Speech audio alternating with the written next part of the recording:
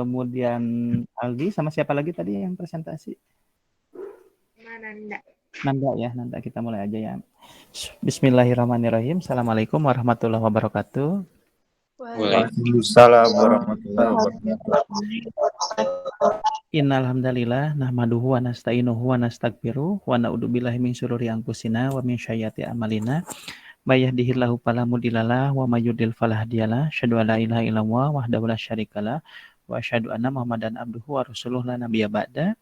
Puji syukur kita panjatkan kehadirat Allah Subhanahu wa taala. Alhamdulillah hari ini kita diberi nikmat sehingga kita bisa melaksanakan perkuliahan secara sinkronus kali ya. Salat dan salam semoga tercurah pada junjungan kita Nabi Muhammad sallallahu alaihi wasallam. Marilah kita sama-sama buka acara perkuliahan ini dengan membacakan basmalah bersama-sama. Bismillahirrahmanirrahim. Nah, tadi sudah Bapak informasikan, tapi belum masuk semua ya Hilda tadi ya. Jadi Bapak habis ini setelah Bapak buka absensi silahkan sudah bisa di download di LMS. Kemudian yang kedua setelah Bapak membuka perkuliahan ini silahkan mahasiswa nanti ada yang kultum 1 orang. Setelah kultum nanti Aldis dan Nanda tadi ya menyampaikan materi PPT-nya yang sudah di-share di grup sudah ya makalahnya kalau tidak salah. Kemudian setelah itu tanya jawab dilaksanakan di WA grup gitu ya. Jadi mohon nanti ketika presentasi oleh Aldis direkam begitu ya, rekam, kemudian diserahkan ke Bapak, cukup ketika presentasi saja. Jadi setelah itu tutup saja langsung pindah ke WA grup. Kemudian berikutnya, nanti apabila Bapak tiba-tiba keluar tidak ada di room, Bapak memang sebentar lagi harus segera mengikuti rapat. Jadi nanti mohon maaf begitu ya. Jadi nanti kita tapi tetap nanti silakan tanya jawab di grup saja. Jadi Bapak bisa menyaksikan pertanyaan dan Bapak nanti setelah selesai rapat baru Bapak buka WA grupnya untuk menambahkan beberapa pertanyaan yang memang barangkali harus semestinya Bapak tambahkan. Gitu ya, barangkali mudah-mudahan bisa dipahami. Silakan absensi langsung aja sendiri di LMS ya. Itu bisa diakses nanti sampai pukul 11 Bapak buka itu not absensinya. Baik, untuk selanjutnya Bapak persilahkan kepada yang kultum hari ini, kemudian yang presentasi langsung saja. Jadi tidak ada lagi oleh Bapak, silahkan langsung aja dari kultum nanti langsung ke yang presentasi. Mangga Bapak persilahkan. Baik Bapak. Assalamualaikum warahmatullahi wabarakatuh.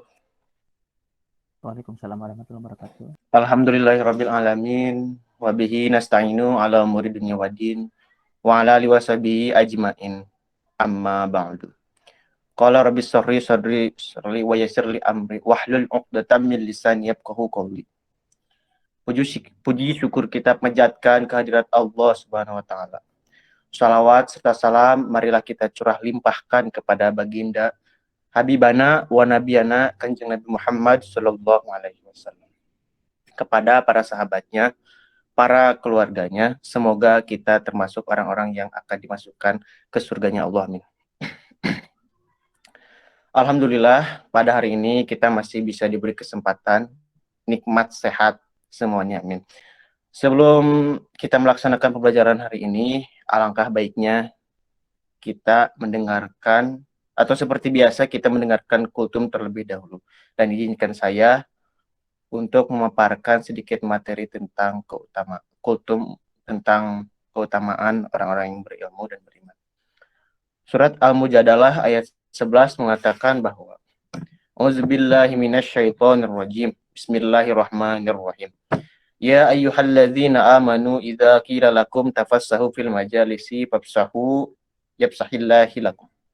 Wa idza qila fansudu yarfa'illahu alladzina amanu minkum walladzina utul ilma darajat. Wallahu bima ta'maluna khabir. Artinya, wahai orang-orang yang beriman, apabila dikatakan kepadamu berilah kelapangan di dalam majelis-majelis, maka lapangkanlah, niscaya Allah akan memberikan kelapangan untukmu. Dan apabila dikatakan berdirilah kamu, maka berdirilah, niscaya Allah akan mengangkat derajat orang-orang yang beriman di antaramu. Dan orang-orang yang diberi ilmu beberapa derajat. Dan Allah Maha teliti atas apa yang kamu kerjakan. Pada ayat ini Allah menjelaskan Allah akan mengangkat derajat bagi orang-orang yang berilmu dan beriman. Karena sudah jelas bahwasanya orang yang berilmu yang pertama akan dihormati orang lain, yang kedua dihormati dan diberikan kepercayaan oleh orang lain. Dan apapun yang kita laksanakan seperti makan, mandi, bahkan dalam beribadah pun kita pasti memerlukan yang namanya ilmu. Ayat ini menjelaskan juga tentang berlapang-lapanglah kalian dalam bermajelis ilmu. Maksudnya, dimanapun tempatnya, misalkan di dalam kelas, di majelis taklim, kita wajib mengikuti kegiatan tersebut dan kita juga harus memberikan ruang atau kursi bagi orang-orang yang ingin mendapatkan ilmu atau mengikuti kelas tersebut. Dan harus diingat bahwa beriman tanpa berilmu itu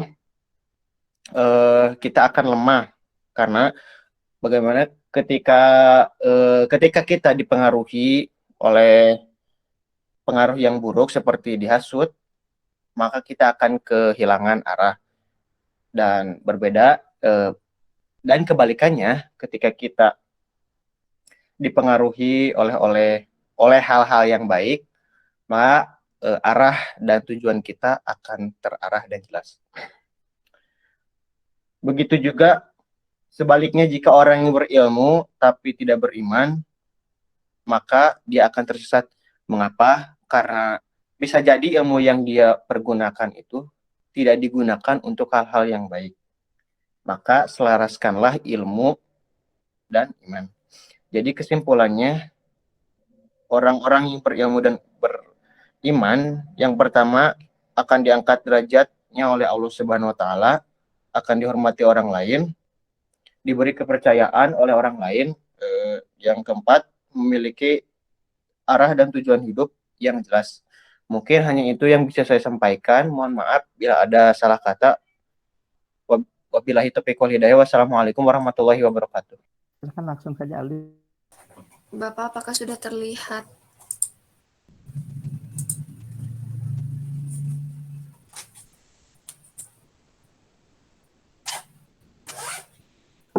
Sudah ada di Bapak. Baik, dimulai saja ya. Silakan Alis. Assalamualaikum warahmatullahi wabarakatuh. Di sini saya perwakilan dari kelompok 1. Nama saya Aldis Muhammad Hanif dan rekan saya ada Teh Ananda Zulaika. Di sini saya akan mempresentasikan tentang Pancasila sebagai sistem filsafat dan sistem etika. Untuk pembahasannya yaitu poin yang pertama ada pengertian filsafat dan filsafat Pancasila. Yang kedua ada Pancasila sebagai sistem filsafat. Dan yang ketiga ada pengertian etika dan etika Pancasila. Yang keempat yaitu Pancasila sebagai sistem etika.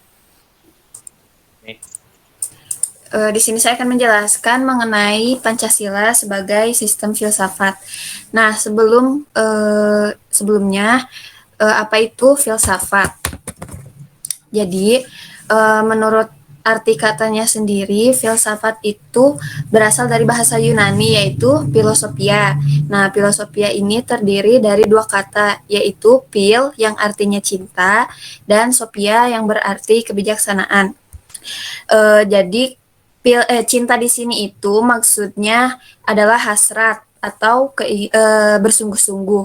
Dan kebijaksanaan itu diartikan sebagai diartikan sebagai kebenaran yang sesungguhnya. Jadi bisa dibilang filosofia sendiri ini berarti hasrat atau keinginan yang sungguh-sungguh akan kebenaran sejati. Lalu ada menurut Socrates itu dia mengatakan bahwa filsafat adalah suatu bentuk peninjauan diri yang bersifat reflektif atau berupa perenungan terhadap asas-asas dari kehidupan yang adil dan bahagia. Nah, dapat disimpulkan dari pernyataan Socrates ini bahwa manusia ini akan mendapatkan kebahagiaan dan keadilan ketika mereka mampu dan mau melakukan peninjauan diri atau refleksi sehingga muncul koreksi terhadap diri secara objektif. Lalu ada menurut Plato, dalam karya tulisnya yang berjudul Republik, Plato menegaskan bahwa para filsuf adalah pecinta pandangan tentang kebenaran atau vision of truth. Lalu apa saja manfaat dari mempelajari filsafat itu? Jadi yang pertama kita bisa memperoleh kebenaran yang hakiki. Selanjutnya kita juga bisa melatih kemampuan berpikir logis, lalu melatih berpikir dan bertindak bijaksana. Selain itu juga kita bisa melatih berpikir rasional dan komprehensif, menyeimbangkan antara pertimbangan dan tindakan sehingga diperoleh keselarasan hidup, dan terakhir kita dapat menghasilkan tindakan yang bijaksana. Yang barusan itu adalah manfaat dari mempelajari filsafat. Lalu bagaimana Pancasila sebagai sistem filsafat itu? Jadi Pancasila sebagai filsafat ini mengandung pandangan, nilai, dan pemikiran yang dapat menjadi substansi dan isi pembentukan ideologi Pancasila. Pancasila dikatakan sebagai filsafat itu karena Pancasila merupakan hasil perenungan jiwa yang mendalam yang dilakukan oleh the founding father kita yang dituangkan dalam suatu sistem. Nah, yang barusan itu menurut Ruslan Abdul Ghani. Lalu menurut Noto Nagoro, ini filsafat Pancasila memberi pengetahuan dan pengertian ilmiah, yaitu tentang hakikat dari Pancasila. Nah, ketika kita membicarakan tentang Pancasila sebagai sistem filsafat, nah, apa itu sistem? Jadi, sistem itu mempunyai ciri-ciri seperti mereka ini mempunyai mereka adalah suatu kesatuan atau bagian-bagian atau unsur atau elemen komponen. Jadi, mereka itu bagian-bagian yang lalu menjadi satu kesatuan. Nah, bagian-bagian tersebut itu mempunyai fungsinya sendiri-sendiri. Jadi, bagian-bagiannya itu punya fungsinya masing-masing. Lalu, bagian-bagiannya itu saling berhubungan dan saling ketergantungan. Selain juga, keseluruhannya itu dimaksudkan untuk mencapai tujuan tertentu. Jadi, bagian-bagian itu bergabung menjadi satu kesatuan dan mereka mempunyai tujuan tertentu. Dan yang terakhir itu, sistem itu terjadi dalam suatu lingkungan yang kompleks. Nah, bagaimana Pancasila sebagai suatu sistem? Jadi, Pancasila itu merupakan kesatuan bagian, yaitu sila-sila Pancasila. Jadi, Pancasila kan mempunyai 5 sila. Nah, 5 sila itu adalah bagian dari Pancasila itu sendiri. Lalu, tiap sila Pancasila mempunyai fungsinya sendiri-sendiri. Misalkan, sila pertama punya fungsinya sendiri, sila kedua punya fungsinya sendiri. Lalu tiap sila Pancasila ini tidak dapat berdiri sendiri dan tidak saling bertentangan. Jadi tiap silanya itu tidak bisa saling bertentangan, jadi mereka mempunyai tujuan yang sama. Dan yang terakhir itu keseluruhan sila Pancasila merupakan suatu kesatuan yang sistematis atau majemuk tunggal. Nah, lalu ada ciri sistem filsafat Pancasila itu seperti yang pertama itu, sila-sila Pancasila merupakan satu kesatuan sistem yang bulat dan utuh. Jadi apabila mereka itu tidak bulat dan utuh, maka itu bukan Pancasila. Jadi kalau terpisah-pisah, tidak utuh antara satu sila dengan satu lainnya itu, maka dia bukan Pancasila. Lalu selanjutnya, susunan Pancasila dengan suatu sistem yang bulat dan utuh itu dapat digambarkan sebagai berikut. Lalu, di sini ada contoh piramidanya. Nah, sila ke-1 ini meliputi, mendasari, dan menjiwai sila kedua, ketiga, keempat, dan kelima. Nah, jadi sila pertama ini yang mendasari sila-sila berikutnya.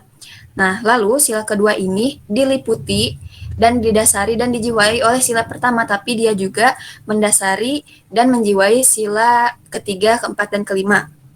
Begitu juga sila ketiga, dia ini diliputi dan didasari oleh sila pertama dan sila kedua, tetapi dia juga mendasari dan menjiwai sila keempat dan kelima. Lalu sila keempat itu dia diliputi, didasari, dan dijiwai oleh sila pertama, kedua, ketiga, dan dia mendasari dan menjiwai sila kelima. Dan yang terakhir itu sila kelima, dia didasari dan dijiwai oleh sila-sila di atasnya itu sila 1, sila kedua, sila ketiga, sila keempat, dan sila keempat.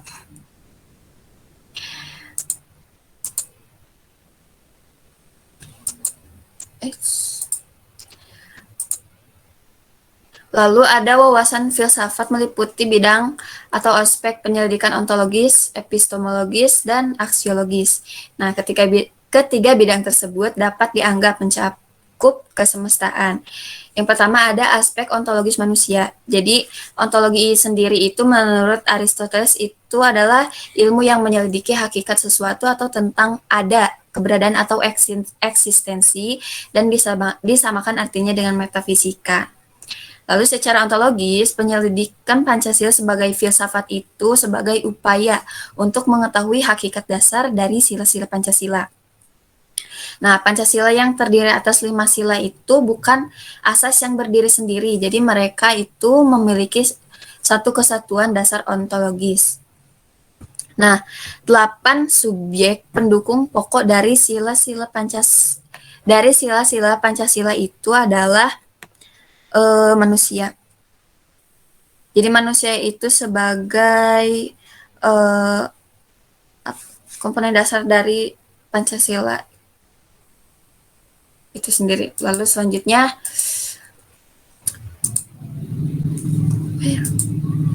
ada aspek epistemologis Pancasila.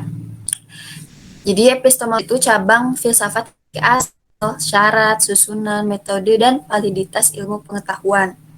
Nah, epistemologi ini meneliti sumber pengetahuan, proses dan syarat terjadinya pengetahuan, batas dan validitas ilmu pengetahuan. Epistemologi adalah ilmu tentang teori terjadinya ilmu atau science of science. Nah, jadi secara epistemologis, kajian Pancasila itu sebagai filsafat dimaksudkan sebagai upaya untuk mencari hakikat Pancasila sebagai suatu sistem pengetahuan. Nah, jadi ini berarti Pancasila telah menjadi suatu belief system, sistem cita-cita, dan menjadi suatu ideologi. Oleh karena itu, Pancasila harus memiliki unsur rasionalitas, terutama dalam kedudukannya sebagai sistem pengetahuan. Yang selanjutnya ada aspek aksiologis Pancasila. Nah, aksiologi Pancasila ini mengandung arti bahwa kita membahas tentang filsafat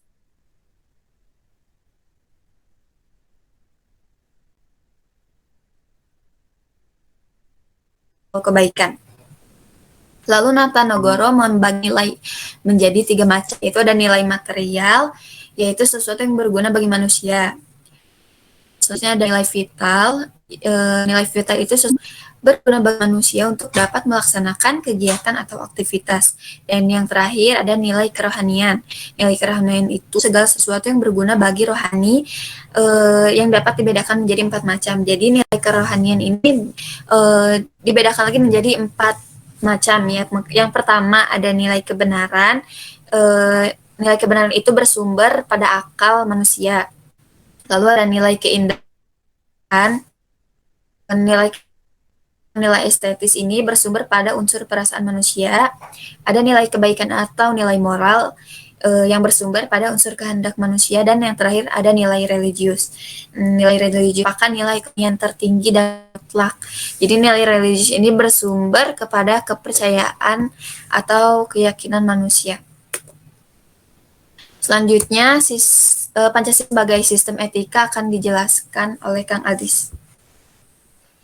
Ya, untuk selanjutnya yaitu Pancasila sebagai etika. Untuk pengertian itu sendiri, istilah etika berasal dari bahasa Yunani etos, yang artinya tempat tinggal yang biasa, padang rumput, kandang, kebiasaan, adat, watak, perasaan, sikap, dan cara berpikir. Secara etimologis, etika berarti ilmu tentang segala sesuatu biasa dilakukan atau ilmu tentang adat kebiasaan. Dalam arti ini, etika berkaitan dengan kebiasaan hidup yang baik, tata cara hidup yang baik, baik pada diri sendiri maupun masyarakat. Kebiasaan hidup yang baik ini dianut dan diwariskan dari satu generasi ke generasi yang lain. Dalam artian ini, etika sama maknanya dengan moral.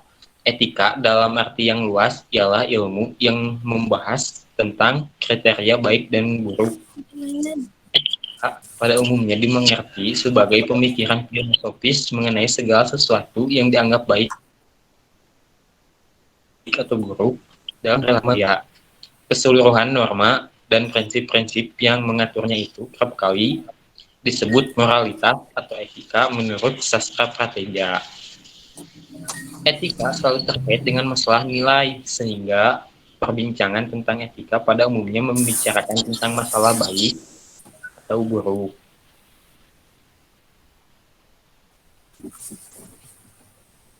Apakah yang Anda ketahui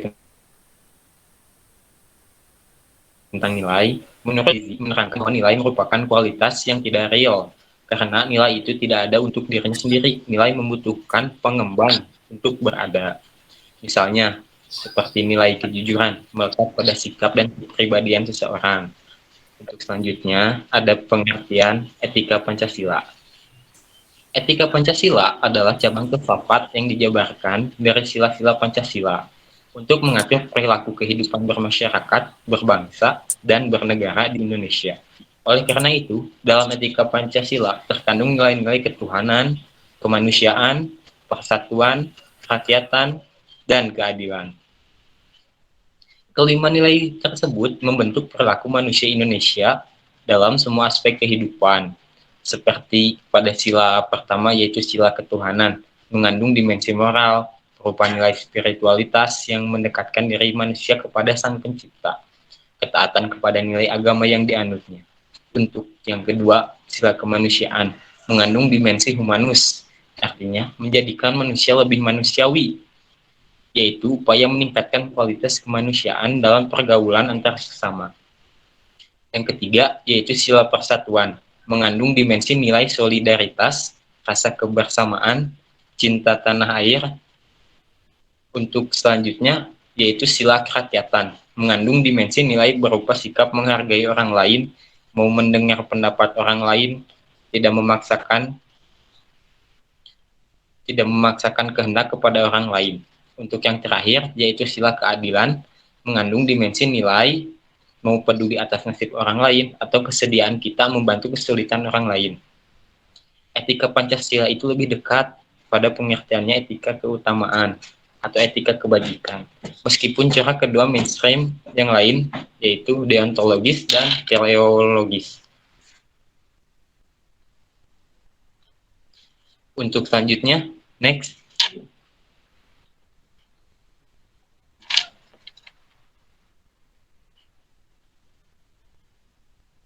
Yaitu bagaimana Pancasila menjadi sistem etika. Alasannya yang diperlukan yaitu para penyelenggara negara dapat membedakan batasan yang boleh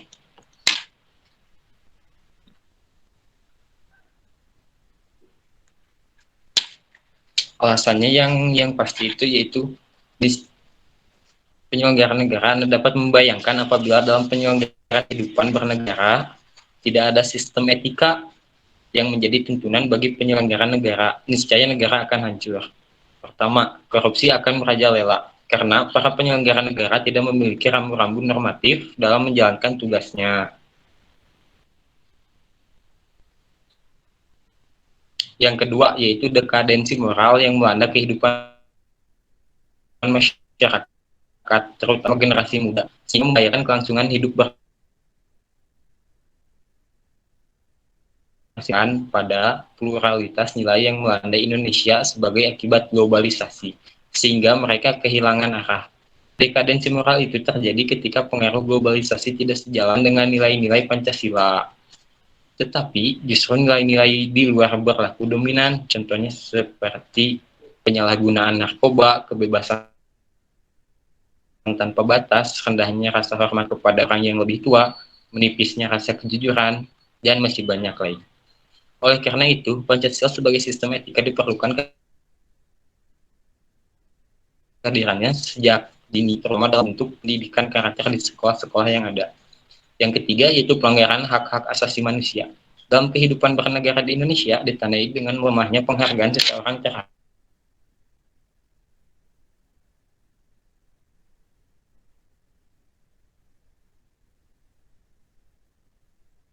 kasusnya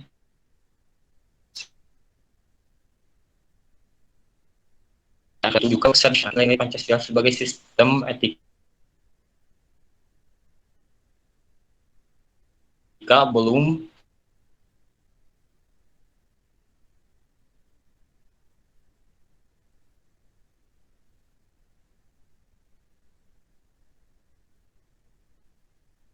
dan tentang hak asasi manusia.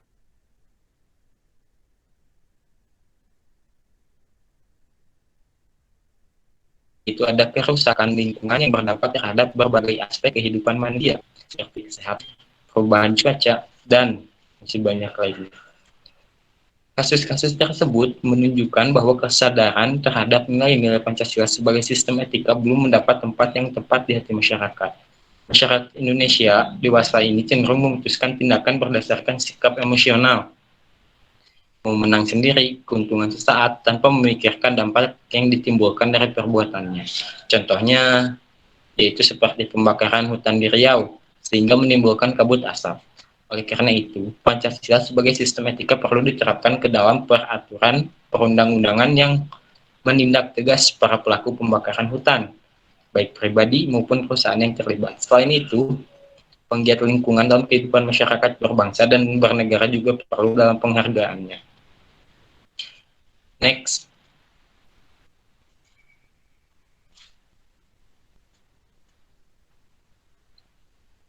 Ya, yang keempat, ada sumber historis, sosiologis, dan politis sebagai sistem etika. Untuk yang pertama, yaitu ada sumber historis. Pada zaman Orde Lama, Pancasila sebagai sistem etika masih berbentuk sebagai filosofis groundslike atau Weltanschauung, artinya nilai-nilai Pancasila belum ditegaskan ke dalam sistem etika. Tetapi nilai-nilai moral telah terdapat pandangan hidup masyarakat. Masyarakat dalam masa Orde Lama telah mengenal nilai-nilai kemandirian bangsa yang oleh Presiden Soekarno disebut dengan istilah berdikari, yaitu berdiri di atas kaki sendiri. Yang kedua, yaitu ada sumber sosiologis. Sumber sosiologis Pancasila sebagai sistem etika dapat ditemukan dalam kehidupan masyarakat berbagai etnik di Indonesia. Misalnya orang Minangkabau dalam hal bermusyawarah memakai prinsip bulat air oleh pembuluh, bulat kata oleh mufakat. Masih banyak lagi mutiara kearifan lokal yang bertebaran di bumi Indonesia ini sehingga memerlukan penelitian yang lebih mendalam. Yang ketiga, ada sumber politis. Pancasila sebagai sistem etika terdapat dalam norma-norma dasar sebagai sumber penyusunan berbagai peraturan perundang-undangan di Indonesia. Hans Kelsen mengatakan bahwa teori hukum itu suatu norma yang berbentuk piramida. Norma yang lebih rendah memperoleh kekuatan dari satu norma yang lebih tinggi.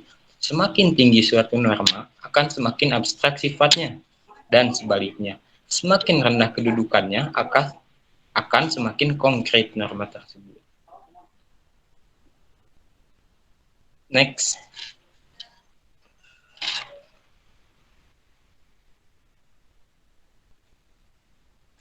Untuk selanjutnya, Pancasila sebagai sistem etika.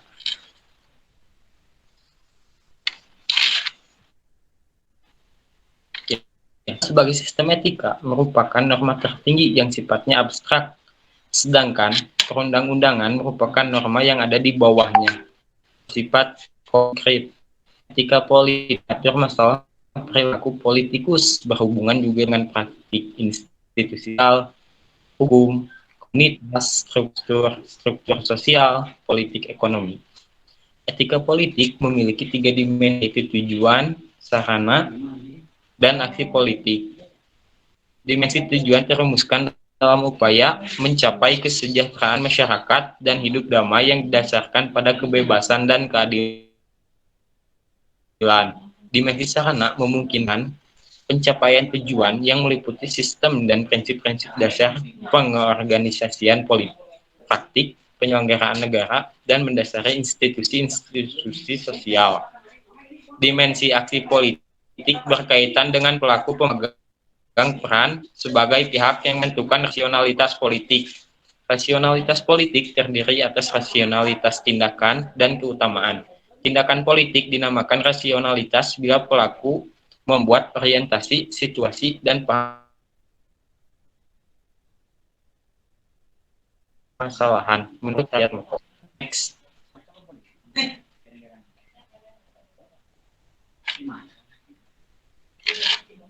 Ya, untuk selanjutnya yaitu ada hakikat Pancasila sebagai sistem etika terletak pada hal-hal sebagai berikut. Yaitu hakikat Pancasila sebagai sistem etika terletak pada hal-hal sebagai berikut. Yang pertama yaitu hakikat sila ketuhanan terletak pada keyakinan bangsa Indonesia bahwa Tuhan sebagai penjamin prinsip-prinsip moral. Artinya setiap perilaku warga negara harus didasarkan atas nilai-nilai moral yang bersumber pada norma agama.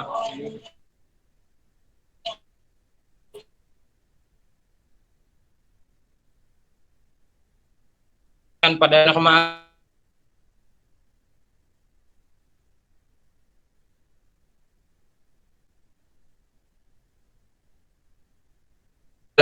manusia konsep redactus homini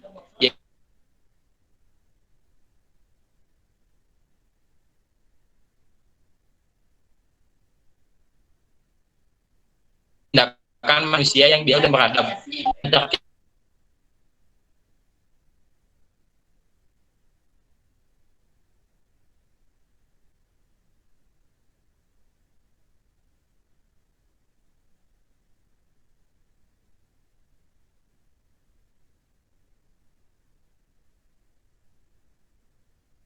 Kelompok. Sistem etika yang berlandaskan pada semangat kebersamaan solidaritas sosial akan dilahirkan kekuatan untuk menghadapi penetrasi nilai yang bersifat pemecah belah bangsa. Untuk yang selanjutnya itu ada yang keempat, hakikat sila kerakyatan. Terletak pada prinsip musyawarah untuk mufakat, artinya menghargai diri sendiri sama halnya dengan menghargai orang lain. Yang kelima, ada hakikat sila keadilan sosial bagi seluruh rakyat Indonesia, yang merupakan perwujudan dari sistem etika yang tidak menekankan kepada kewajiban semata atau menekankan kepada tujuan belaka, tetapi lebih menonjolkan keutamaan yang terkandung dalam nilai keadilan itu sendiri. Next.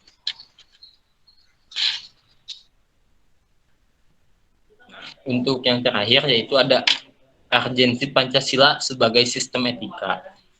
Hal-hal penting yang sangat urgent bagi pengembangan Pancasila sebagai sistem etika meliputi hal-hal sebagai berikut.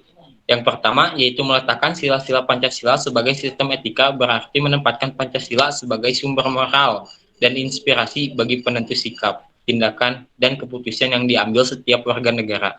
Yang kedua yaitu Pancasila sebagai sistem etika memberi guidance bagi setiap warga negara sehingga memiliki orientasi yang jelas dalam tata pergaulan baik lokal, nasional, regional, maupun internasional.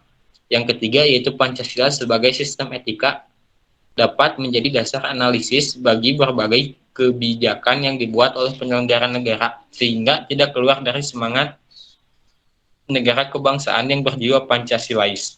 Yang keempat yaitu Pancasila sebagai sistem etika dapat menjadi filter untuk menyaring pluralitas nilai yang berkembang dalam kehidupan masyarakat sebagai dampak globalisasi yang mempengaruhi pemikiran warga negara.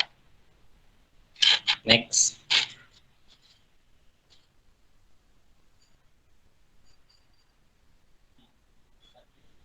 Ya, mungkin itu saja yang dapat kami sampaikan.